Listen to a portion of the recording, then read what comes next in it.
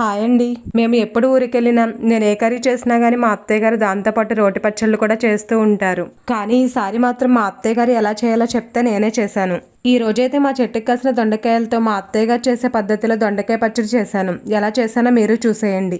First దొండకాయల్ని fry చేయకుండా పచ్చిగానే రోట్లో వేసి ఇలా కచ్చా పచ్చాగా దంచాలి.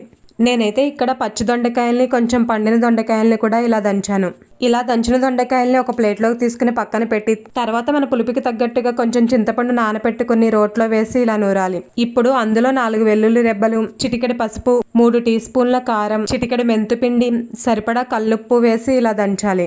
ఇప్పుడు ఇందులో కచ్చా పచ్చాగా దంచిన దొండకాయల్ని కూడా వేసి మొత్తం కలిసేలా బాగా నూరాలి. తర్వాత ఈ పచ్చడిని ఒక ప్లేట్లోకి తీసుకుని తాలింపు కోసం పాన్ లో ఆయిల్ వేసి తాలింపు దినుసులు 4-5 దంచిన వెల్లుల్లి రెబ్బలు, 4 ఎండుమిర్చి, కొంచెం కరివేపాకు వేసి అవి ఫ్రై అయిన తర్వాత దొండకాయలు పచ్చిగా నూరాం కాబట్టి పచ్చడిని తాలింపులో వేసి 5 నిమిషాలు కలిపితే ఎంతో టేస్టీగా ఉండే దొండకాయ పచ్చడి రెడీ.